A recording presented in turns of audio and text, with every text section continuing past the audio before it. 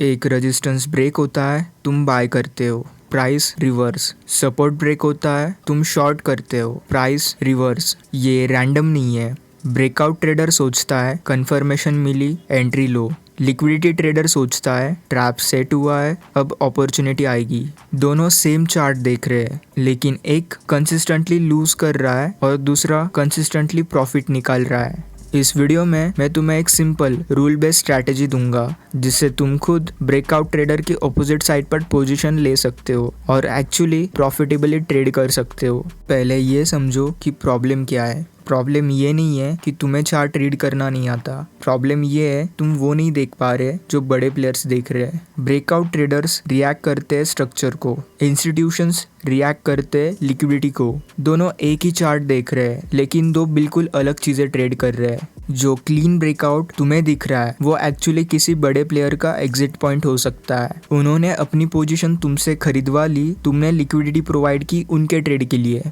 Liquidity मतलब orders का concentration, वो जगह जहाँ ज्यादातर ऑर्डर्स एक साथ पाइल अप होते हैं। ये ऑर्डर्स आते कहाँ से हैं? हर रिटेल ट्रेडर ने सेम चीज सीखी है। सपोर्ट पे बाय करो, रेजिस्टेंस पे सेल करो, स्टॉप लॉस ऑब्वियस लेवल के पीछे रखो। इसका रिजल्ट ये होता है स्विंग हाई के ऊपर ब्रेकआउट बायर्स के बाय ऑर्डर्स। जो शॉर्ट में है उनका स्टॉप लॉस भी वहाँ है, मतलब एक ही जगह पे हजारों ट्रेडर्स के ऑर्डर्स है एक साथ। स्विंग लो के नीचे एग्जैक्टली उल्टा, ब्रेकडाउन सेलर के शॉर्ट ऑर्डर्स, लॉन्ग ट्रेडर्स के स्टॉप लॉस। अब interesting part, market naturally in pools की तरफ अट्रैक्टेड होता है। क्यों? क्योंकि इंस्टीट्यूशंस को अपनी बड़ी पोजीशंस एग्जीक्यूट करनी होती है। उन्हें ऑपोजिट साइड में काउंटर पार्टीज चाहिए, वो मिलती है एग्जैक्टली वहाँ रिटेल ट्रेडर्स के स्टॉप लॉस में। तो ये सोचना ज़रूरी है, अगर तुम ये नहीं जानते, तुम ट्रेड नहीं कर रहे, तुम लिक्विडिटी प्रोवाइड कर रहे हो किसी और की ट्रेड के लिए।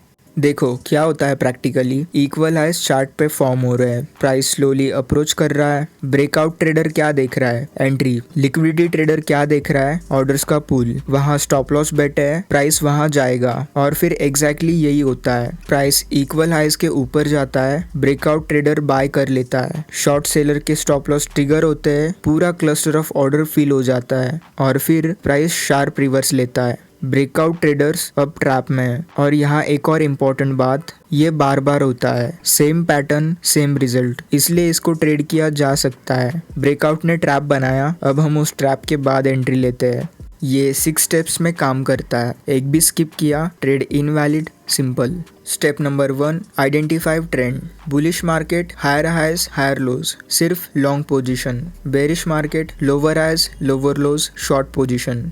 Step number 2, find out liquidity pools. Chart पे वो एरियाज मार्क करो जहाँ रिटेल स्टॉप लॉस क्लस्टर है। Swing highs, swing lows, equal highs, equal lows, double tops, double bottoms, ये सब पोटेंशियल टारगेट्स है। Step number 3, wait for sweep. ये सबसे इम्पोर्टेंट रूल है, no sweep no trade. Price उस पूल को touch करना चाहिए, ऑर्डर्स लेने चाहिए। जब तक ये नहीं होता साइड लाइन पे रहो। पेशेंस यहाँ एज ए वीकनेस नहीं। Step number 4, wait for reclaim.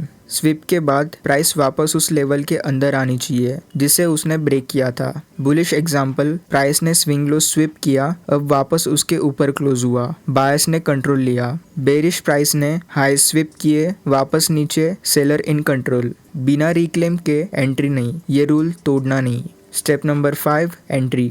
Reclaim confirm होने के बाद एंटर करो, ब्रेकआउट के दौरान नहीं, स्विप के पहले बिल्कुल नहीं। स्टॉप लॉस स्विप के एक्सट्रीम पार जाता है, उस वीक के बियॉन्ड, क्योंकि अगर प्राइस दोबारा वहां जाए सेटअप इनवैलिड है। Step number 6, target opposite liquidity. Price एक लिक्विडिटी पूल से दूसरी लिक्विडिटी पूल तक ट्रैवल करती है। बुलिश स्विप लिया, टारगेट स्विंग हाई के ऊपर की लिक्विडिटी। बेरिश स्विप लिया, टारगेट स्विंग लो की नीचे वाली लिक्विडिटी। तुम सिंपली उस जर्नी को ट्रेड कर रहे हो और यहीं पे एक्चुअल माइंडसेट शिफ्ट होता है। जब एक ब्रेकआउट ट्रेडर उस ऑपोजिट पूल पे एंट्री ढूंढ रहा होता है, तुम वहाँ पे अपना टारगेट हिट करके प्रॉफिट बुक कर रहे होते हो। लेकिन यहाँ पे एक प्रॉब्लम है, सिर्फ लिक्विडिटी समझ लेना इनफ नहीं है। बहुत सारे ट्रेडर्स कंसेप्ट समझने के बाद भी लूज करते हैं। क्यों? क्योंकि वो कुछ प्रिडिक्टेबल मिस्टेक्स रिपीट करते रहते हैं। मिस्टेक नंबर 1, हर स्विप पे ट्रेड लेना। कॉन्टेक्स्ट जीरो, ट्रेंड क्या है, हायर टाइम फ्रेम क्या बोल रहा है, कोई नहीं जानता, बस स्विप देखा और एंट्री ले ली। मिस्टेक नंबर 2, ट्रेंड को इग्नोर करना। बेरिश मार्केट में लॉन्ग पोजीशन ढूंढ रहे हो और लिक्विडिटी कंसेप्ट यूज कर रहे हो, भाई तुम एक ट्रैप से दूसरी ट्रैप में जा रहे हो। मिस्टेक नंबर 3, स्विप से पहले एंट्री लेना। मैं एंटिसिपेट कर रहा हूँ, लेकिन एंटिसिपेशन और प्री मैच्योर एंट्री अलग चीज़ है। स्विप अभी हुआ नहीं, तुम अभी भी पोटेंशियल लिक्विडिटी हो किसी और के लिए। मिस्टेक नंबर 4, सिंगल कन्फ्लुएंस पे ट्रेड लेना।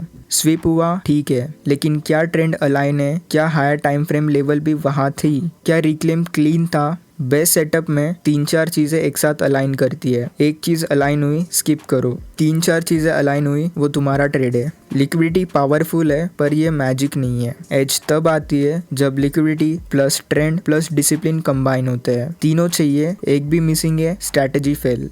ब्रेकआउट ट्रेडर्स स्ट्रक्चर पे रिएक्ट करते हैं, लिक्विडिटी ट्रेडर्स लिक्विडिटी पे रिएक्ट करते हैं। जब तुम ब्रेकआउट चेस करते हो, तुम अक्सर मूव के बाद एंटर करते हो। जब तुम लिक्विडिटी रीड करते हो, तुम ट्रैप के बाद एंटर करते हो। और ट्रेडिंग में ये डिफरेंस बहुत बड़ा होता है। इसलिए गोल ये नहीं है कि तुम मार्केट में सबसे पहले घुसो, गोल ये है कि तुम मार्केट के सही साइड पर हो। और एक इम्पॉर्टेंट बात, इस स्ट्रैटेजी को डायरेक्टली रियल मनी से ट्रेड मत करना, पहले इसे बैक टेस्ट करो, क्योंकि बैक टेस्टिंग तुम्हें सिर्फ स्ट्रैटेजी के रिजल्ट्स नहीं दिखाती, बल्कि उसकी स्ट्रेंथ और वीकनेसेस एंड रियल एक्सपेक्टेशन भी दिखाती है। और जब कॉन्फिडेंस डेटा से आता है, तब डिसीजन इमोशन से नहीं लिया जाता। ट्रेडिंग में सर्वाइवल प्रिडिक्शन से नहीं, प्रिपरेशन से आता है। That's it for this video. I'll see you in the next one. Bye.